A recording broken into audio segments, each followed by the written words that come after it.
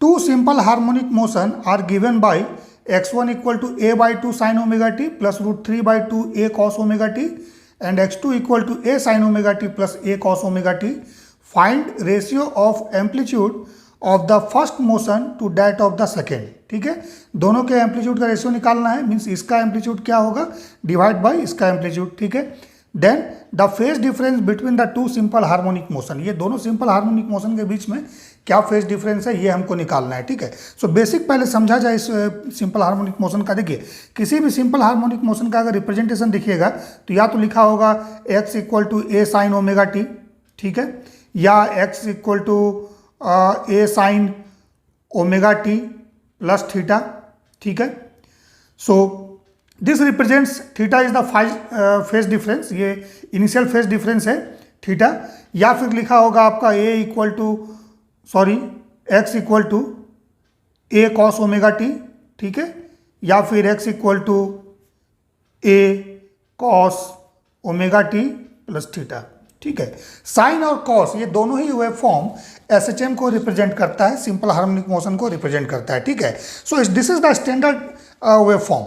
अब यहाँ पर देखिए स्टैंडर्ड फॉर्मेट में नहीं है, क्या दिया हुआ है x1 equal to A by 2 sine omega t plus root 3 by 2 cos omega t. तो हमें क्या करना होगा, इस किसी एक फॉर्म में हम लोगों को इसको निकालना होगा. ठीक है, सो पॉसिबिलिटी है कि इसी फॉर्म में आएगा.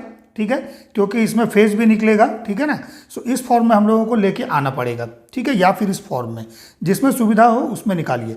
लेकिन अगर इसे साइन में कैलकुलेट कीजिएगा सो इसको भी साइन में निकालिएगा, या इसको कॉस में देन इसको भी कॉस में, इसको याद रखना है. ठीक है, सो x1 क्या है देख लीजिए यहाँ पर. अगर मैं लिखूँ x1 equal to A by 2 sine omega t, ठीक है, plus root 3 by 2 A cos omega t. So ध्यान से देखिएगा, एक साइन है और दूसरा कॉस है. सो आपको पता है कि sine theta and cos theta के बीच में फेज डिफरेंस कितना होता है, फेज डिफरेंस पाई बाई 2 का होता है, डैट इज 90 डिग्री का. सीधी सी बात. ठीक है, साइन थीटा कॉस थीटा के बीच में फेज डिफरेंस कितना होता है, पाई बाई 2 और 90 डिग्री. सो यहाँ पर क्या है, यहाँ पर ध्यान से देखिए तो एक वेव फॉर्म है A by 2 sine omega t. ठीक है ना, और दूसरा वेव फॉर्म है root 3 by 2 A cos omega t. ठीक है, ये दोनों ही सिंपल हार्मोनिक मोशन का सम है यहाँ पर. ठीक है ना, composition of two harmonic motion है ये. x1 जो वेव फॉर्म देख रहे हैं आप, x1 this is already SHM, लेकिन ये SHM अगर है सो ये दो SHM का कंपोजिशन है, दो SHM का सम है, एडिशन है. ठीक है, सो जिसमें एक SHM A by 2 sine omega t है और दूसरा root 3 by 2 A cos omega t है. अब साइन फंक्शन और कॉस फंक्शन दोनों के बीच में 90 डिग्री का फेज डिफरेंस होता है. ठीक है, सो यहाँ पर देखिए इस साइन वेव फॉर्म का ये जो SHM आप देख रहे हो ए बाई 2 साइन ओमेगा टी, इसका एम्पलीट्यूड है ए बाई 2. ठीक है, और ये जो देख रहे हो आप SHM, इसका एम्पलीट्यूड है रूट 3 बाई 2 ए. करेक्ट है. सो अभी देखिए अगर बेसिक से निकालना है तो दो SHM है, एक आपका let's say it is y1, ठीक है, और ये वाले को हम लोग y2 मान लेते हैं. करेक्ट है. सो y1 इस डायरेक्शन में है, y2 इस डायरेक्शन में है. क्यों, क्योंकि दोनों के बीच में 90 डिग्री फेज डिफरेंस है, सो 90 डिग्री. ठीक है, सो अगर 90 डिग्री फेज डिफरेंस होगा सो एम्पलीट्यूड को हम लोग क्या करेंगे, let's say it is a1, it is a2. So resultant amplitude क्या हो जाएगा, AR equal to root over a1 का स्क्वायर प्लस a2 का स्क्वायर. इसको याद रखिए. ठीक है, या फिर इसको स्टैंडर्ड फॉर्मेट में कैलकुलेट कीजिए. सो आइए सबसे पहले इस फॉर्मेट से हम लोग निकालते हैं. सो AR का वैल्यू यहाँ पर क्या हो जाएगा, it is root over a by 2 का square plus root 3 by 2 a का स्क्वायर. ठीक है, so it is equal to कितना हो गया 1 बाई 4 प्लस 3 बाई 4. ठीक है, 3 बाई 4, और क्या हो जाएगा a बाहर आ जाएगा. ठीक है, so it is root 4 by 4 a. So that is a, simply it is a, है ना. सो ये जो रिजल्टेंट वेव फॉर्म बनाएगा SHM, उस SHM का एम्पलीट्यूड क्या होगा, a होगा. ठीक है, और अदरवाइज हम लोग क्या करते हैं, इसको स्टैंडर्ड फॉर्मेट में निकालते हैं. क्यों, क्योंकि हमें इसमें फेज भी निकालना है. सो आइए हम लोग इसको चेंज करते हैं, a कॉमन ले लेते हैं. ठीक है, a हम लोग कॉमन ले लेते हैं. तो ब्रैकेट में क्या बच जाएगा, half sine omega t plus root 3 by 2 cos omega t. ठीक है, अब अगर इसको इस तरह से सॉल्व करें सो देखिए दो फॉर्मेट है हमारे पास, एक साइन a प्लस बी का फॉर्मूला, ठीक है, या फिर कॉस a प्लस बी का फॉर्मूला. ठीक है, इस तरह से हम लोग को अरेंज करना पड़ेगा इसके फॉर्म में। सो हाफ देख लीजिए, हाफ है। सो यहाँ पर साइन है तो यहाँ पर हम लोग कॉस जनरेट करेंगे, ठीक है, कॉस जनरेट करेंगे। और यहाँ पे कॉस है तो यहाँ पर हम लोग क्या करेंगे, साइन जनरेट करेंगे, सो डैट इस फॉर्मूला में अरेंज हो जाए, ठीक है। सो देखिए क्या करना है, सो इसको ए लिख देते हैं। अब देखिए हाफ 1/2 कॉस में किस वैल्यू का, किस कॉस का वैल्यू 1/2 होता है। So it is cos 60 degree. So cos 60 degree, so cos 60 degree का मीनिंग क्या हो गया, π/3, ठीक है, साइन ओमेगा टी, ठीक है। देन प्लस √3/2 साइन में, तो साइन 60 डिग्री का होता है, so sine π/3 into cos omega t, ठीक है बच्चों। सो अब देखिए क्या करेंगे, इसको अरेंज कर देना है, sine omega t then into cos π/3। Sine function हम लोग बनाएंगे, आपकी मर्जी है, कॉस भी बना सकते हो, बट दोनों को कॉस बनाना, या साइन बनाओगे तो दोनों को साइन बनाना है, ठीक है। Into cos omega t, sorry plus cos omega t into sine π/3।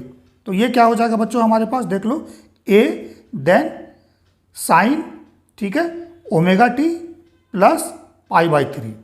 ये एक स्टैंडर्ड फॉर्मेट में आ गया, ठीक है। सो ये एक ऐसा सिंपल हार्मोनिक मोशन है जिसका एम्पलीट्यूड ए है और phase difference, initial phase difference कितना है, π/3 है, ओके, ठीक है। सो अब आते हैं हम लोग x2 पर, ठीक है। सो x2 क्या है हमारे पास, देख लीजिए अगेन, ए साइन ओमेगा टी प्लस ए कॉस ओमेगा टी। अगेन क्या है, x1 x2 दो सिंपल हार्मोनिक मोशन का सम है, ठीक है, कंपोजिशन है, एडिशन है, ठीक है, ठीक है ना। सो एक साइन है दूसरा कॉस है, सो अगेन दोनों के बीच में फेज डिफरेंस कितना है, π/2 है। सो कंसेप्ट क्या लगेगा हमारे पास, कंसेप्ट हम लोग लगाएंगे यही वाला, जिसमें कि दोनों आपस में परपेंडिकुलर है। सो इसमें अगर रिजल्टेंट निकाला जाए, resultant wave form, sorry resultant amplitude AR, let say it is, इसको हम लोग AR1 मान लेते हैं, इसको हम लोग क्या करते हैं, AR2 मान लेते हैं, ठीक है। कि मीन्स ये जो सिंपल हार्मोनिक मोशन है x2 = a sine omega t plus a cos omega T, इसका रिजल्टेंट AR2 है, एम्पलीट्यूड का रिजल्टेंट AR2 है। सो कितना हो जाएगा, दोनों आपस में 90 डिग्री पर है, ठीक है, ये और ये, late say it is y3 and y4, इसको हम लोग y3 मान लेते हैं, इसको y4 मान लेते हैं। देखिए समझने के लिए मैं इतना कुछ लिख रहा हूँ, अदरवाइज कॉन्सेप्ट तो क्लियर ही है। सो a² प्लस a², इसका एम्पलीट्यूड का स्क्वायर, इसका एम्पलीट्यूड का स्क्वायर हमने कर दिया क्योंकि दोनों 90 डिग्री पर है। सो इट इज √2a, है ना, ए बाहर आ जाएगा, अंदर में क्या हो जाएगा, √1 + 1 √2a, ठीक है। सो एम्पलीट्यूड का अगर रेशियो निकालना है AR1 divide by AR2, so it is what, देख लीजिए यहाँ पर a आया था, सो a/√2a, सो कितना आ गया, इट इज़ 1/√2 या 1:2 और 1:2, सॉरी 1:√2, ये आंसर होगा 1/√2 या फिर 1:2, ठीक है ना, 1:√2, सॉरी 1:√2, 1/√2 या 1:√2, है ना, ठीक है, ये आंसर होगा।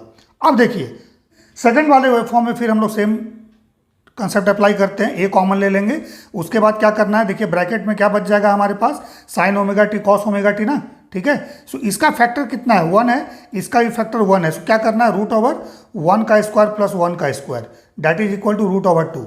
हमें क्या करना है, √2 से डिवाइड करना है इसमें, और √2 से मल्टीप्लाई करना है, इसमें भी √2 से डिवाइड करना है, √2 से मल्टीप्लाई करना है। सो जब √2 से डिवाइड करेंगे, √2 से मल्टीप्लाई करेंगे, सो दोनों में से √2 कॉमन आ जाएगा ना, सो डैट कि ये जो है अनचेंज रहे, ठीक है। आप देख लीजिए 1/√2 क्या होता है, इट इज π/4 कॉस π/4, ठीक है।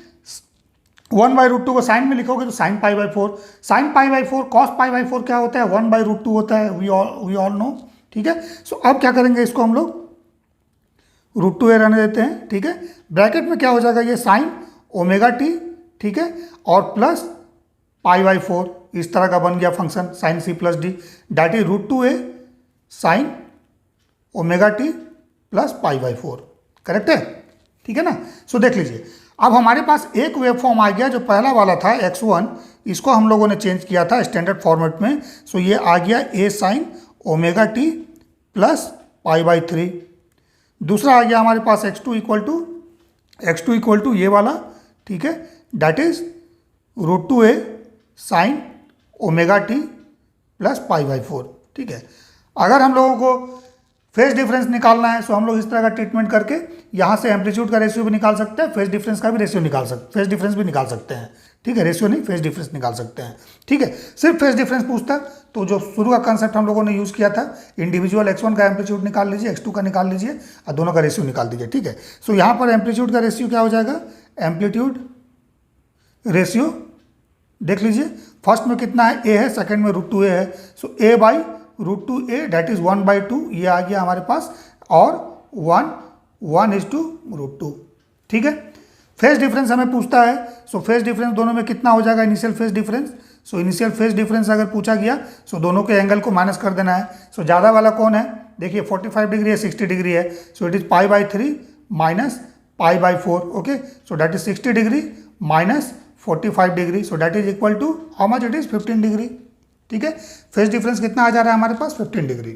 ठीक है, सो ये है इस तरह के सिंपल हार्मोनिक मोशन में एम्पलीट्यूड निकालने का और फेज डिफरेंस निकालने का कंसेप्ट। ठीक है, सबसे पहले क्या करना है, ऑब्जर्व करना है सिंपल हार्मोनिक मोशन को, कि सिंपल हार्मोनिक मोशन जो गिवन है वो किस फॉर्मेट का है। ठीक है, साइन कॉस क्या है, इस तरह का आपस में देख लीजिए, इनिशियल रिलेशनशिप क्या है, परपेंडिकुलर है दोनों या नहीं है।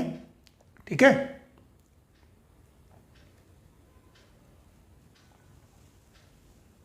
ठीक है, सो वीडियो को एक बार देखिए आप लोग ध्यान से, कंसेप्ट को समझिए।